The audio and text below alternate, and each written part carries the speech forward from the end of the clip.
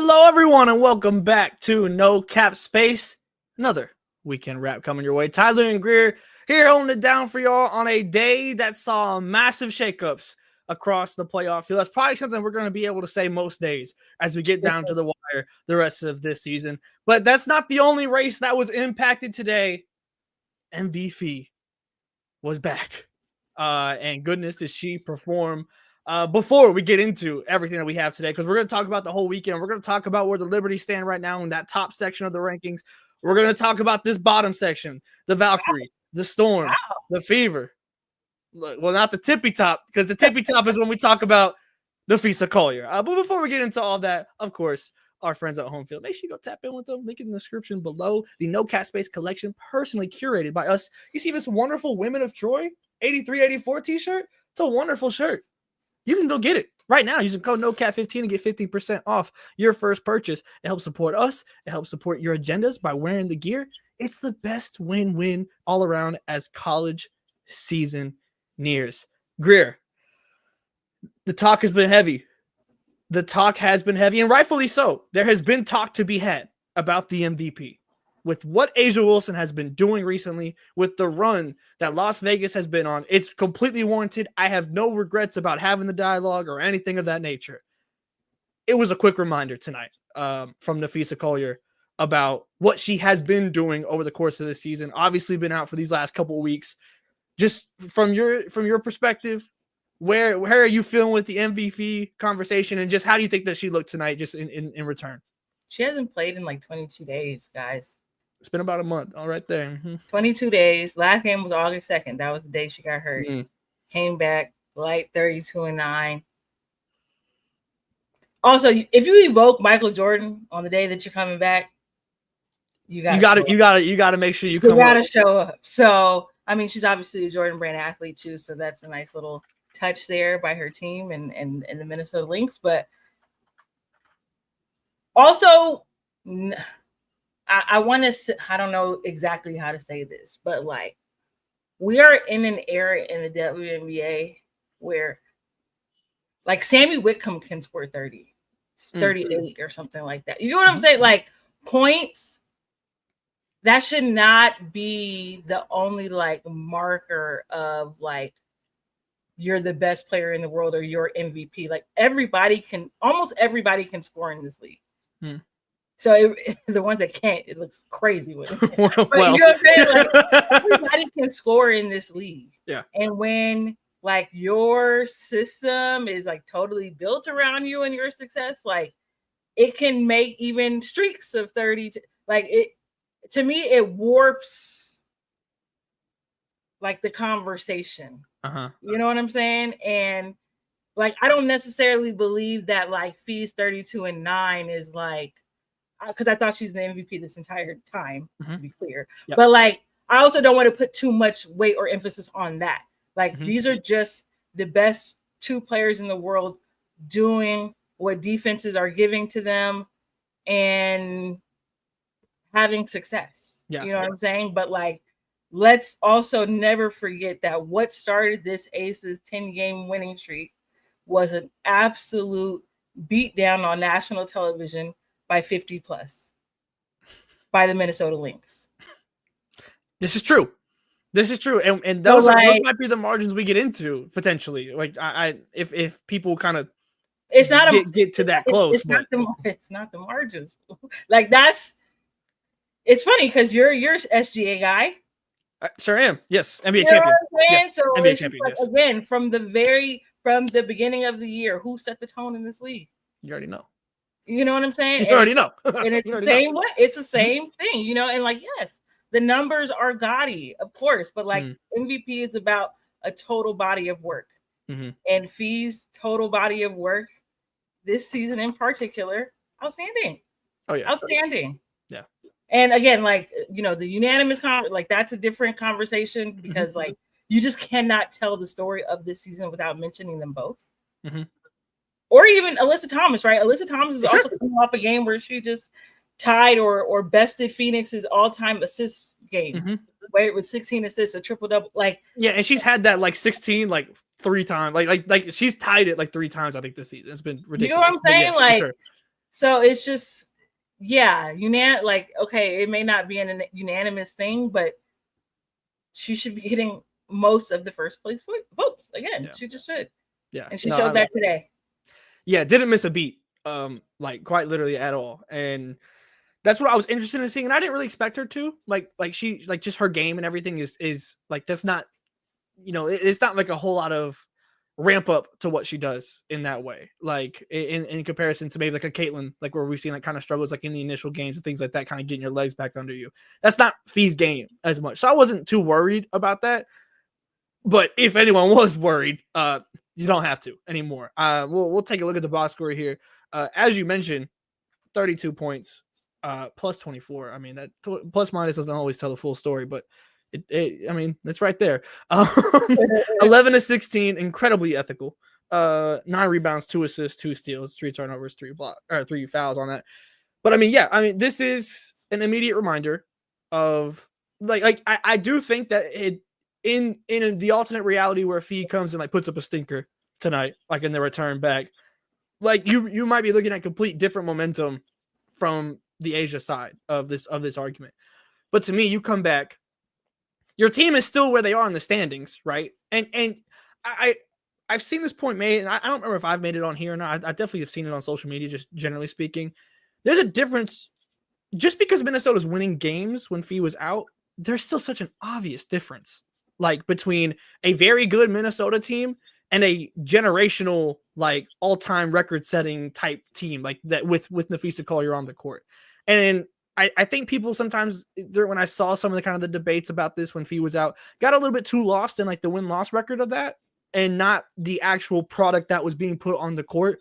And yes, Minnesota was still absolutely winning games. Yes, Minnesota is still a good team without Napheesa Collier. If you don't think that, if you can't judge the difference here when Fee is on that court or not in that MVP argument, I don't know what to tell you. Because I mean, it's completely different in this. But I mean, look, Minnesota, outside of that first quarter, which we're going to get into, we're going to talk about the Indiana Fever side of this as well and everything. Outside of that first quarter, I mean, it looked like Minnesota Lynx basketball for a whole lot of this. And I mean, terrifying.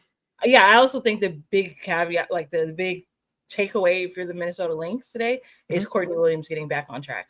Yes, because it's been a little rough. 14 double, 14 and 10, no turnovers. Yeah, that's I mean, I don't want to say that's all you ask. That's a great game. Courtney like essentially got benched in the last game. Yeah. And then Napheesa Heidemann finished the game for the Lynx. Now it's twins, so it's nothing, you know what I mean? But like, thank God. Thank God they had her, you know what I mean? Yeah. So for Courtney to rebound the way that she did today, look, like we're gonna have some really, really tough conversations when we talk about all W, particularly like that second team.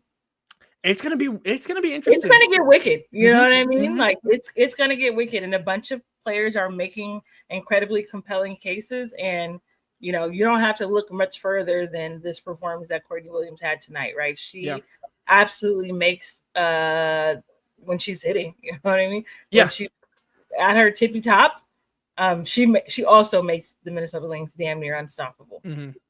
Yeah, that's to be honest, that's the only worry I really have about Minnesota at times. Is just like that inconsistency from your guard spot at times. But I mean, honestly, Napheesa Heidemann has done a pretty damn good job when like that suck when that change is made and like they switch who is kind of the priority in that guard spot. Napheesa Heidemann has been really, really solid in that. Like you're not asking the world of Napheesa Heidemann when you do that, and really you're not asking the world from Courtney Williams, generally speaking, either. Like, but if you can just get it when the turnovers stay down and that field goal percentage looks ethical, that's really about what you're at. And when you in terms of like what you need from Courtney Williams, Kayla McBride like was relatively quiet in this game too. Like obviously like just only 4 shot attempts, which is not something I would normally expect, right? And like so that's something as well where I'm like, okay, like in terms of thinking like, okay, what does prime Minnesota Lynx look like? And we know now that Fee's back, now that you're trying to kind of work that back in. Obviously they have ways to win without Kayla McBride dropping 20 plus. I mean, you see it here tonight, but that's certainly something that I don't expect to be the norm by any means at all going forward. But I mean, also just dangerous, man. Kliandakova, right? I know I like her a lot. I know we're gonna get into the Indiana Fever, but like Cheryl Reeve, dog, we were watching a master at work. I just don't want this coaching job that she's doing and has been doing, to be clear, like to go unnoticed, right? Like the challenges this weekend alone, chef's kiss. She's so right. good. And like I don't know how the officials feel, but when Cheryl's challenging them shit, I would feel like an idiot. Yeah. Because it should be like seeing it clear as day. You know what I mean? And it's like, okay, I gotta coach my team, scheme against the other team, and I gotta officiate. God. I know. If I was an official, I'd be so sick every time she challenges, because like I know more than likely I'm about to look like an idiot. Aaliyah Boston starts incredibly hot in this game, right? Yeah, let's talk. Let's talk about India. Let me get their box score up. Go ahead, do your thing. And Aaliyah Boston starts incredibly hot, very intentional too, right? I think that's like more than the hotness, heat of the performance. It's the intentionality with which she's playing with to start this game. Finishes 7 of 11, but to start maybe made her first 3 or 4 shots. I think it was 4 of 4, if I'm not mistaken. Yeah, 4 of 4. And Alana Smith is, charged with defending her, right? That's the original matchup. And what does Cheryl do? She goes to Kliendakova, who gives you a bit more size, right? We all know Alana Smith is undersized and still obviously an incredible defender, but like the reality is Minnesota's starting front court is undersized. Yep. That's always been the thing. Yeah, Kliendakova, and she absolutely like matches that energy. And it's a completely different game after that. Yeah. Swung what was like a 15-point lead, right? Yeah. Something like that, to now Minnesota's ahead by 10. Yeah, and that's something that the Fever have struggled with at times, is the slow starts as well. So like I actually honestly I got to this game like a couple minutes late. So like I got back and the lead was like already kind of like getting to that point. I'm like, damn, like what happened here? I came in to 4 for 4 and I was like, oh, look at that. What a concept. Like, we've been saying this. Obviously, I know we talked about it. That was last Sunday, right? Not correct. It was last Sunday. Yeah. We talked about it. Maybe it was for Ball of Time. I can't remember. Regardless, we talked about it. It's on the YouTube. You can go find it. And we talked about Aaliyah Boston, and we talked about that intentionality and the idea of quote unquote generational and all that. We're not going to like rehash the entire thing, but like to me, this game is part of what frustrates me so much, because you see that first quarter, and certainly Minnesota made adjustments, and like we're talking about Cheryl Reeve here. Like there's going to be defensive adjustments, if nothing else, when it comes to going against a Cheryl Reeve led team. So I certainly don't put like all the blame on Indiana or on AB or Stephanie White or anything of that nature, because there's just so many factors that go into that. But that is the basis of what is so frustrating to me, is you see that and then you go away from that intentionality at times. And again, understandably so at times, but that's what just becomes so frustrating to me with Aaliyah Boston and the Indiana Fever in that way. So like it hurts to see. It frustrates me at that point. But kind of looking elsewhere, I mean, look.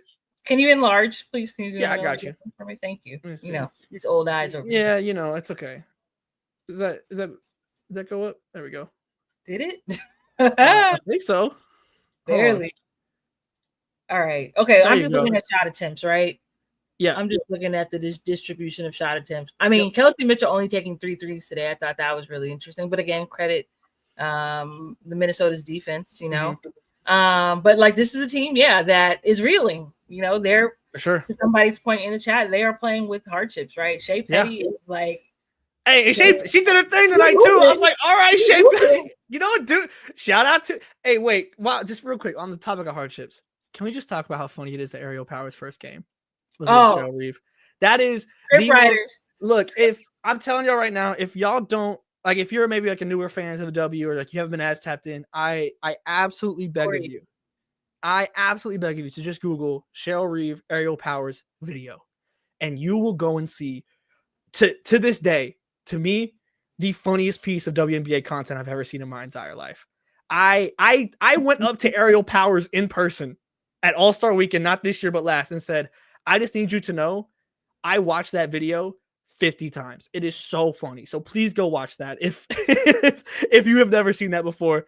But yeah, I mean, obviously, and we're going to talk about kind of bigger picture Fever stuff here as well with the standings and whatnot with the rest of the games that happened today. But this is obviously a team that is, I mean, just the worst luck. I'm like, even Fee coming back against them is just terrible injury luck. Like, damn, you couldn't wait till one more game. Like, damn. I know she waited one already versus them. That's true. That's true. I guess give a little bit of grace there. But I mean, obviously, this team has just been, and especially just one positional group, just be absolutely decimated in a way that I don't know if I've seen in basketball like that. You've certainly seen teams that deal with like injuries, like just in general, but one positional group being down bad in this way, like Indiana's guard position has, is just I don't know if I can't think of a team that immediately kind of compares in that way. So it's just been brutal. And like you still have Kelsey Mitchell doing what Kelsey Mitchell has done a lot of this year, and that is put the scoring load on her back and do everything that she can to do that. So props to her in that, because she played well. I mean, getting to the line 11 times, you shoot ethical from field goal, like that. You can't ask for much more, frankly, from Kelsey Mitchell and what you're trying to get here. I think to me, I just kind of, and again, this isn't assigning blame. It's just general, the frustration of, I just want Leah Boston to go be dominant. Like, and you see it, and then it goes away. And again, I'm not assigning blame or anything on that. And there's so many different factors, but that's certainly a takeaway. But I do want to bring up the standings here with Indiana, because, ooh, buddy, let's talk. They are now the 8th seed. The LA Sparks are a game behind. Seattle and Golden State both win their games today. Seattle gets it on the neck of game winner. Golden State shut Paige down today. It was hey. Shut Paige down today. She had 9 assists, 1 turnover. Mm-hmm. Obviously, she didn't shoot the ball well, but I thought she actually got a lot of good looks. Mm-hmm. They just weren't following it, excuse me. But yeah, I mean, Nakase, what a great game. Bro, what a great game. We keep saying that, yeah. Truly decimated by injuries too, for right? Sure. JJ Quinterly, like, out for the remainder of the season. But yeah, I mean, yeah, shut down. The double-digit streak snapped. Oh yeah, I didn't even think about that. Rip to the streak. Damn. Yeah. So as far as guards go, right, I think the best ever, but Candace and Asia still remain hell of a company to be in, though, even with it. Like you take that. But yeah, no. So both those teams go and get wins today. Obviously now they jump. I mean, what Golden State's been able to do this season is just ridiculous. Like, in terms of, like, even when Kayla Thornton went down, I was like, okay, this has been fun. Like, that's probably it, relatively. Nakase, man, like, but bro, we might be like, this is, when you think about like the generational stars coming up in the league right now, like, I don't want to be too hyperbolic, but like, if you told me 10, 15 years from now, we're talking about Natalie, like, in like that, like, rare era of coaches and like their skills and like what we see on the clipboard and what you're getting the most out of the least, like, if you told me that in 10 years we're having like elite conversations about her, I would not be shocked in the slightest, because I'm ready to have some of those already. Like what she's been able to get out of this roster has been phenomenal. Veronica Burton, my goodness gracious, like, it's been so much fun watching her play. And like, I'm telling you, these season accolades, it's gonna get crazy. Like, we're gonna have to really put some thought into some of those. Like, but I do want to talk about Indiana here. Let me get their schedule up as well, so we can kind of, because it is, I believe, if I'm not mistaken, the hardest remaining in the WNBA for the Indiana Fever. Meaning, yes, okay. yes. Yep. I could be wrong on that, but I feel like I saw something about that. So obviously here we are. Okay, I'm about to show their schedule, so let's kind of take a snapshot here of where we're at. Tie with Golden State, but Golden State has the tiebreaker right now. A half game behind Seattle, and then LA is right behind, 1 game behind. Washington is pretty much out of it at this point. I would yeah. say. I mean, you're like not eliminated, but like, they're too far behind. Yeah. Here's what we're looking at. You want to talk about big games coming up? Seattle, LA, Golden State. That's the entire race right there. Like that is the Indiana Fever's, not only their season, but future in some ways is dependent on these next 3 games. Because not only obviously you have your playoff hopes for this year, but you can go get a lottery pick. You can make your way. You can try and make your way into that lottery. I mean, you gotta throw Phoenix in there too, right? Like, That's what it doesn't get any any easier really after that too, because Minnesota might rest that last game potentially. I mean, obviously they're locked, they're gonna be just fine. But Washington, I don't imagine is gonna rest anybody. Hey, you think the Sky wouldn't die for an opportunity to end the Indiana Fever season? Come on, bro. Come on. I 100%. So, and look, you know me. If y'all follow No Cat Space, you know what I'm gonna say. Start the tank. Start the tank. The worst place to be is the middle. And if you really know me in No Cat Space, you know an agenda I've been pushing for a while. And that's Flau'jae. And the idea of Flau'jae Johnson running the wing alongside Caitlin Clark. Oh, buddy. Oh, buddy. That excites me. And that's not even getting into the ideas of potential. I don't think Lauren Betts would probably be like, that would be kind of an odd fit next to Aaliyah. But AZ Fudd, that would be insane. I mean, the reality is, I think Indiana is going to have some hard discussions about what direction they want to take this team. I still think that they can contend with the young pieces that they have, right, when healthy. But obviously, Caitlin's injuries this year, set the timeline back. And then it begs the question of all the acquisitions that they made in the offseason. Is this a process that you want to rush? You know what I'm saying? So some tough conversations are going to have to happen between their front office, coaching staff, and their star players. But not a terrible place to be in, for real. No, I mean, you either make the playoffs, which obviously that was certainly the expectation for this season. I don't think you could ever be disappointed if you're a Fever fan by we made the playoffs, because obviously this has been kind of a season from hell. I know, but honestly, in a whole lot of ways, please just let us stop playing games. If I'm a Fever fan, I don't want any more injuries. I don't want this has been again the season from hell. And if you leave the season from hell with a lottery pick, look, man, there's a whole lot of things to be more upset about than, especially in a pretty damn good draft in this, a pretty guard heavy draft though. In comparison to usual, I feel like. So I'd be interested if they kind of were at the bottom of the lottery. I'd be interested in if Flau'jae isn't there, I'd be interested in what they do with that. But Flau'jae certainly, assuming you're not number one, which would be incredible odds. That'd be insane. There'd be some takes on the frozen envelopes or something. Would be all over the timeline. But yeah, so really these next three games are going to tell us a lot. Just because of tiebreakers and all those type of things. And frankly, I don't think it's even a tanking situation. I just don't these are going to be tough ass games. And it's not even a matter of you sit people to try and tank. I mean, you look at these games and there's a whole lot of tough games coming up. So I'll be very interested in seeing where this shakes out. I mean, this next week or so, exactly a week actually. Yeah, next Sunday, we'll know a lot. When we're here live on Sunday after that Golden State game, we're gonna find out a lot. So make sure you're here, make sure you subscribe so we can chop it up about it. But there's other standings as well. As we pull it back here, to kind of broaden our spectrum a little bit outside of just kind of that bottom race.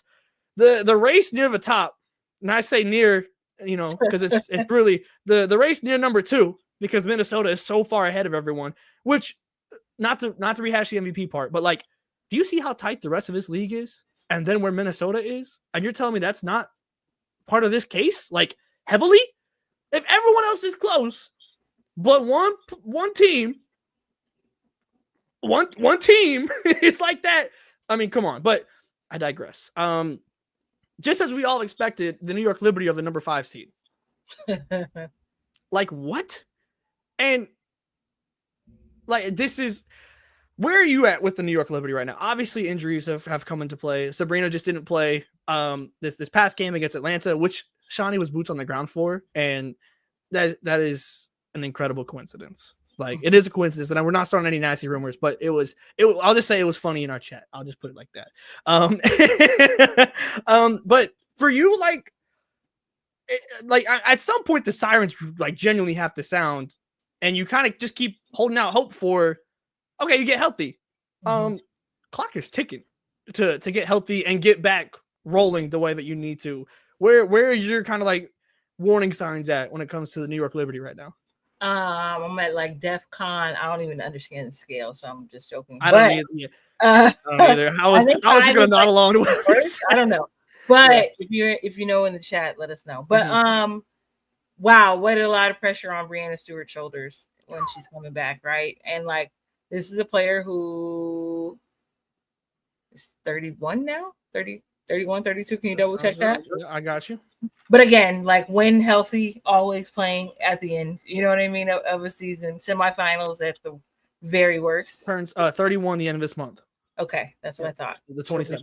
Yeah, so she's trying to come back by her birthday, right? And yes, there should be turning 31 this year. And again, this is a player who, you know, is no breaks, all gas, no breaks type when she's out there. So this is a lot of pressure on her. And with all of the other pieces that New York has in John Claude Jones and even Sabrina Ionescu, like, damn. Yeah. Could y'all help me out just a little bit? Yeah. You know what I'm saying? Like, Phoebich has just like totally kind of fallen off the cliff this since she had her injury, and it's the splits are crazy. Yeah. She was like literally like 50, 40, 90 pre-injury, and then it's totally tanked since Maureen Johannes, who was not on the team last year, right, when they won the championship. Like, again, chicks dig the long ball, beautiful gowns. But when it's time to play winning basketball, like you can't really count on her. You know what I mean? You know, they had Kennedy Burke looking like a MIP type candidate, 6 Woman of the Year type candidate earlier in the season, but now, like, I feel like other teams have like figured that out. So, I mean, Sandy is going to have to probably do like her best coaching job ever. Yeah. To even get New York back to like contention type, because it just doesn't. It just, you know, health and luck are a big part of this. Sure. The addition of Meesman, somebody's bringing that up, but again, like Meesman gets isolated on defense so much. Yeah, and so far she has shown that is like a very viable game plan for opposing teams. And in the matchups that she'd be in, like I'm taking that other player almost always. Yeah. The idea with Meesman is that you would hope the offensive production outweighs that. And we haven't seen that. And like, I don't regret the way, and I kind of similar to like when we were talking about the Asian, I don't regret the way we talked about New York. Because on paper, this team is ridiculous. Like the name value on this team is absolutely dumb. But here we are. And in a lot of these things, it's like, it's not talent problems. Like that game against Atlanta, it was a lack of effort. Like it was obviously like there's a lot of factors going into that with injuries and scheduling and, you know, so on and so forth. You can, the controllables are failing them and the uncontrollables have them in hell. So like, where do you like that? And now look what happens. You find yourself in 5th place. Like that is like when you think about like where we were 10 games in the season, 15 games to the season. And I told you now, like I told you that person then that New York was going to be in 5th place and Las Vegas was going to be in 3rd. You would tell me to go to hell and you would be right to do so. Like it's, and Stewie even like throughout this season, this has not been Stewie's best season. Even before the injury, would have had a very hard time cracking my all first team W. I don't even think she was on it. Matter of fact, if I remember correctly, like all-star voting, like our votes don't count for shit more than just like the average fan. Yeah. Like I was voting as if this was real. And like Stewie was not. She wasn't on your all WNBA, I don't believe, when we did like our mock vote. I think she was on my 3rd team at the time, and she wasn't on yours, if I remember correctly. Being real, like I'm just calling how I see it. You know what I'm saying? Like, and she obviously, you know, for my money, you know, one of the best players to ever touch the rock in the last 15 years. Absolutely. But if we're just judging this individual season, there are more than a handful of players who are having a better year.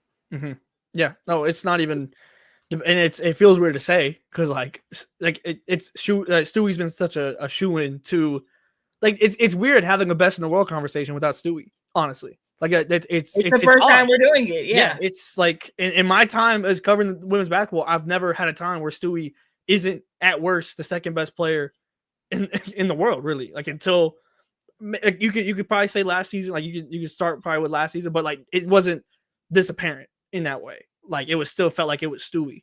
But yeah, But however, if there's anybody who can regain and reclaim, absolutely no, I'm not writing Stewie off by any means. I've also seen Stewie come back off the Achilles injury to me for my money and be the best like basketball player I've ever seen return off an Achilles injury, male or female.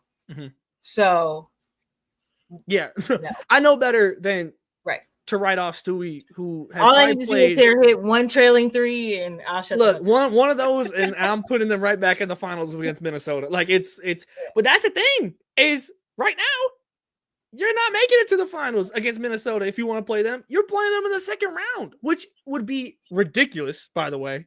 But I just, to me, it's you're as you kind of mentioned, you're putting a lot of weight on Stewie, and if you're gonna put weight on many players in the world, like Stewie's one of the ones that I'm choosing. Like if I gotta rely, Stewie's probably played more like competitive championship basketball than maybe any player walking the planet right now. Like in terms of just like big games, playoffs, all that stuff. Like that's where Stewie became Stewie was in those games, you know? And so like if I have to trust someone, I'm certainly not mad at trusting Stewie, but it's just a lot with what we've seen so far. And I mean, kind of rounding out this top part, now you see, I know we kind of did our like pretenders and contenders like aspect of our show. I think we both said Atlanta pretenders on that, like leaning towards pretenders. I know I was leaning towards contender. Were you contender or pretender on Vegas? I don't even think I said last week. And oh, this is hard. Can I? I'm gonna give them contenders right now. Like the reality is they've won 10 straight. Yeah. I'm gonna give them contenders, but right now I'm just so sorry. This is just feeling like Minnesota's championship to lose. That's where I'm at. That I'm right there with you. Like it feels weird to even talk about any other team when you see like maybe like the one caveat was like, okay, well when Fee comes back, well Fee came back and Fee is still right at that same level. So like that caveat now feels like is it like okay. And obviously you got to play the games, and certainly these are all teams like whether it be Atlanta catching fire from 3 in a series or the size even with Atlanta, right? Like obviously that has been Minnesota's kind of Achilles heel in that. Obviously A'ja Wilson is playing absolutely out of her mind, and the way that Vegas has been able to piece this together is certainly a threat. New York is New York. Notice I skipped Phoenix. Like it's you know what I mean? Like so when you there's roads to get there when it comes to these other teams potentially beating Minnesota.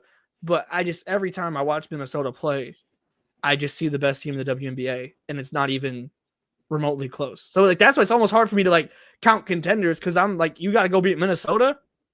I don't know if anyone's contending. Atlanta beat them this past week. Right. So, however, in that game, like Courtney was cool. Yeah. And then Fee did not play. But also, like, when I look at it, like, Minnesota got the best of them on the boards, which is, like, the recipe, right? Some questionable calls down the stretch. And I believe it ended up being, like, a 2 or 3 point. Like, it wasn't. Yeah, it wasn't some dominant statement by any means. You know what I'm saying? So, yeah, you still have to credit Atlanta for, like, doing the job. But, like, I wasn't convinced that, with a healthy Fee and Courtney with days of rest in between games, right, as the playoffs happen, that Minnesota wouldn't be getting the better of them ultimately in a 7-game series. That's where I'm at too. It's a series, and we're talking about Cheryl Reeve in a series, and we're talking about Napheesa Collier in a series. Like this. Again, the only thing I look at with Minnesota that worries me is just like the variance of Courtney Williams. That's really it. That's the only thing I can kind of poke a hole at in this team right now in comparison to where these other teams stay at, and like where how many holes you could poke in other rosters and stuff. But that's why we gotta play the game. So I'm excited for it, and I know we're gonna be tapped in and live and covering it. So make sure that you're subscribed here because we're gonna be all over when it's playoff times. Goodness gracious. that's kind of my part of thought. I mean, like we've hit the most of the standings here. Like, I guess I'll leave you with this one quick question: do the Indiana Fever make the playoffs? Yes or no? No, I just think it's kind of it's So time. that was a quick answer. It's just time to pack it up. It's just time to pack it up. Like I get that, for business purposes, you probably do want to be able to host a playoff game. You know what I'm saying? Like, but I think it's just time to pack it up. Kelsey Mitchell got tossed around like a rag doll today too, right? It was yeah, for sure. Very physical game. She got the shot to the mouth, but she was also like grimacing, doubled over in pain earlier in the game. Like, what you don't want to have happen is like players overextending themselves to ultimately play Minnesota Lynx in the first round. Yep. You know what I mean? That is a horrible award. Like, so in my opinion, they should kind of just pack it up. Like, obviously, there's still, the culture that you want to build here and habits and all of those things. That doesn't necessarily mean those things fall by the wayside, but like, you have an opportunity, like you said, to get like the 5th pick at worst, right? Because it should, to my understanding. And if you don't do that, and you still own your own first rounder, like it gets significantly less valuable as Toronto and Portland also get started here next year, and so they'll be a part of the draft. So, it's a big difference between 5 and what 8. I think is what the pick would be. Yeah, right. Like I think it'd be 8. I'm pretty sure it'd be 8 would be the first pick out of the lottery, like after the expansion team. So yeah, that's a big difference. That's a massive talent difference, and like that's now it doesn't. It might be right because then you look at like this year's rookie class, and you say you can certainly get with the 8th pick this year. Didn't they? Didn't the Connecticut Sun take any tomorrow? Yep. Right. So it was Anissa Sanaya in one of those. Regardless, you get Anissa Sanaya like 8 or 9. So you're also relying on your front office. Well, you're relying on the talent to be there, but you're also relying on your front office to be able to identify who that talent is. And there's just a lot of variables. So with all that being said, I think the Fever should pack it up like for the season. Start the tank. Yeah, but start the tank. Yeah, they're not gonna like purposely do it. They just might not have a damn choice. With the game, like that schedule remaining, all those teams vying for pretty much anyone outside of Minnesota is vying for something, or Washington, who is I just don't like. I think they're gonna be in the same boat of like they're gonna play out. Like why wouldn't they? Like if you're Washington, like take care of your players. It's been a hell of a season. Go and add potentially that whether it's the number 3 for the long term or with Kelsey Mitchell, like however that kind of ends up playing out the next whether this offseason or the next couple of years, however that looks. This isn't the year. Interesting conversations are afoot. Yeah, and we'll be here. We'll be here to have them. Conversations are afoot. We will be here to have them. Yeah, we will. So make sure y'all are ready for those conversations because we're here the entire. This end stretch is about to be insane. The WNBA. There's a game every single day. Come on every single day through now through September 11th. Yep, there you go. So make sure you're tapped in because we got awards, we got playoff standings, and I think. Just a little rumor I'm hearing. The plan is to be live every night for the playoffs, but you ain't hear that from me. Every night for the WNBA playoffs, we'll be here. So make sure you're subscribed. Make sure you hit the bell so you're notified every time the video drops. We have our weekly podcast, Ball Up Top, that drops on Wednesdays. We're here every Sunday to wrap up the weekend. Make sure you're tapped in. All the links down below in the description, all the social medias. Of course, NoCapSpaceWB.com for all of our print and podcast content. You can go get your free content or even additional content by being part of our Ball Knowers tier. There's so much going down. We got a couple college interviews ready to come your way as well. We're tapped in. You come and be tapped in with us so you can get the best coverage the game has to offer. Until next time, we'll see you soon.